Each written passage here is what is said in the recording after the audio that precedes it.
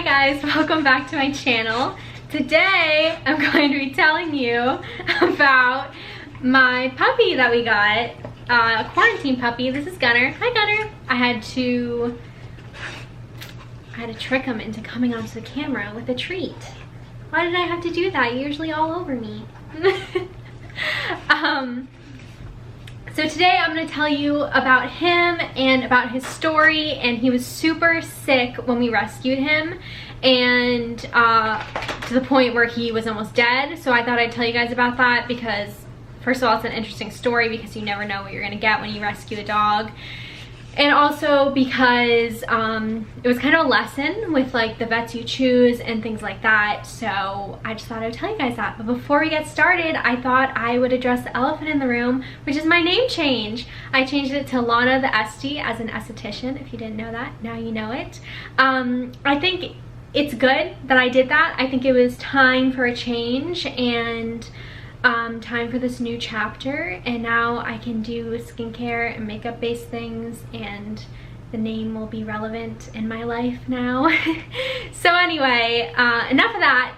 So let me just get started on telling you about Gunner. So we got Gunner, we rescued him, I think it was either April 1st or April 2nd. I'm pretty sure it was April 1st. And he just came from really bad conditions. He basically lived in a dirt pile with his siblings and obviously didn't get the care that they needed and didn't get the shots that they needed and things like that. And when we got him, they said he was about 8 weeks, but they really weren't sure. He was covered in fleas when we got him. We had to give him, I think, like 3 or 4 dish soap baths to suffocate the fleas, because that's what you have to do when they're so little because they can't handle flea medication. So we did that, and we obviously introduced him to our Boston Terrier Macy and they loved each other, but something was just so off. Even from the first day that we brought him home, he was just so tired and so lethargic. And I don't know if you guys have dealt with puppies or your experience with them, but they sleep a lot, but also when they're not sleeping, they usually have so much energy and they're getting into trouble and they're just being crazy. And he just wasn't like that from day one. We would have him on the couch sleeping with us, and we would put him down and he would just cry to come back up even if we weren't up there. Like, all he wanted to do all day was just sleep on the couch. So the second day we got him, it was just me because my boyfriend was on a 24-hour shift at work. And I just noticed he wasn't really eating, and this is TMI, but it's part of the story. He had blood in his stool, and I was like, something just isn't right. Like, something is not okay. So I called the vet and I let them know what was going on, and they said to bring him in because it could be parvo, and that was a fear of mine because parvo is pretty much deadly in puppies. So I was super paranoid, so I brought him in and they checked him for parvo, and they're like, no, it's not parvo. So then they did a couple more tests, and they said the good news is he's gonna be okay, the bad news is he has hookworms. And so I'm like, okay, like, I can handle that. Like, they're like, he's not gonna die from that, like, it's hookworms. Like, we're just so relieved that it's not parvo. And they were saying to me, they're like, he's so lucky that he has you now and all this stuff. And I was still concerned though, because I was concerned about how lethargic he was. And my vet's like, no, he's an 8-week-old puppy, that's normal. He'll eat when he wants to eat. He's still getting used to you guys and stuff like that. So I felt a little bit relieved, but something in my gut just told me that something was still off. So I brought him home, and the next day he still wasn't really eating. And so I called the vet again and I think they were tired of hearing from me at this point, but I didn't really care. And they're like, no, like, he'll eat when he wants to eat. Like, we'll talk to the vet about it, but trust me, he'll eat when he wants to eat. Just let us know if his gums turn white. And I was like, okay, I can do that. So I hung up with them, and I had talked to my boyfriend because I was like, it's really kind of weird because from the day we got him, his gums have been white. So I was like, okay, well, we'll just see how he's doing. Then I just had this really weird feeling. So the next morning I called them and I was like, hey, his gums have been white, his tongue has been white, and he's still not eating. So like, you know what, just to be safe, bring him in again. Again, we're going to the vet. So we go in, and what they do basically is they press on the gum to see the blood return, to see if they're anemic or are having blood loss, anything like that. So they did that, and it stayed white the entire time. No color changed whatsoever. And they're like, you're right, something is super off. So then they did a blood test, and they had trouble getting the blood because it turned out he was so anemic. Usually, don't quote me on this, but I'm pretty sure the vet said, I think like the usual blood count is like 30 or something like that, and he was at 9. And she said if this had been an acute case and happened all of a sudden, he would have been dead. But because of the hookworms and because of the fleas, and I don't think I mentioned this, but he also had mange, which was being taken care of, and a ton of bug bites. But because of the blood loss from the hookworms and the fleas, he was so severely anemic, she was shocked. She was like, he shouldn't be alive right now. So she basically gave us our options, and our options were to either take him to the emergency vet for a blood transfusion and pay $4,000, and she said, you know, because he's so sick, that might not even work. And she was just like really putting it into our heads that he probably was gonna die. And I understand that vets need to prepare people and be realistic, but this was like beyond that. This was kind of like she had given up hope. So the other option was to give him iron shots and just hope for the best and take him home, and he might die. And so I was like, I don't want to do that.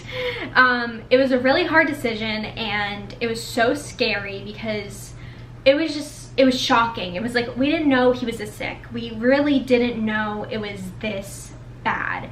And my boyfriend and I joke about this, kind of joke, but I'm like, I don't know what I'm gonna do when I have kids because I emotionally can't handle when my dogs are sick. I just cannot handle it. I really can't. And so it was really hard, but we were like, he's a baby, he's super sick, he needs help. So we decided to take him to the emergency vet and get the blood transfusion, because she said if we had gone home and done the iron, he still could die. He could die overnight. You could wake up the next day, he'd be dead. I was like, I can't handle that. Like, I don't know how people can deal with that, because I can't. And then obviously if we did nothing, he would be dead very soon. Like, his body was shutting down. So we ended up taking him to the emergency vet, and the ER vet had a completely different outlook on it. He was like, we deal with this all the time. We're gonna give him a blood transfusion. He's gonna be okay. And he stayed overnight, and obviously he was okay. He got the blood transfusion. He was like a completely different dog after we got him. It took a long time for his gums to return to the color that they should be, and same with his tongue. And it took a while for his blood count to go back up, but he was a completely different dog. It also was nowhere near $4,000, thank God. Obviously we could have done it. We have savings, and you always should when you have pets. But yeah, it was really, really scary. And he actually still has hookworms now. We've gone through 3 different treatments for it. It's really hard to get rid of in puppies. It is so difficult in general to get rid of, even if they're adults, but especially in puppies. So it's a process, but it doesn't affect him anymore. He plays, he eats a ton, he has a ton of energy. It doesn't affect him, he just still has some leftover hookworms, unfortunately. We also switched vets because, and I know this could happen to anyone, vets are human, but the fact that they overlooked that his super pale gums and how sick he was and how tired he was all the time, and the fact that I brought it up and they just brushed it off as that he's a puppy, even though I explained that he had no energy. Even though he was sleeping a lot, he had no energy. They just really overlooked that, and the fact that she was so pessimistic about him dying and basically giving up and almost discouraging us from taking him to the emergency vet is just horrible.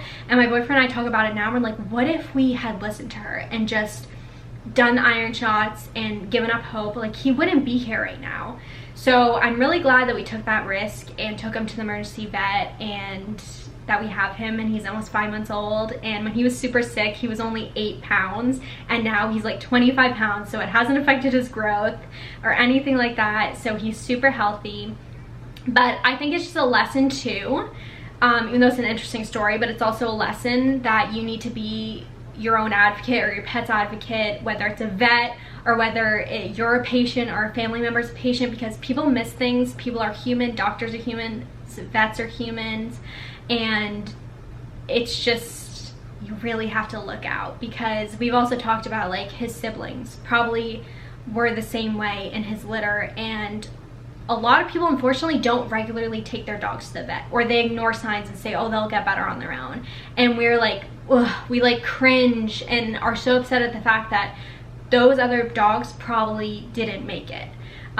So it's just really sad. It's disgusting how people treat animals, and that these people had this litter and just let them live outside and not take care of them and stuff like that. But rescuing dogs is so rewarding.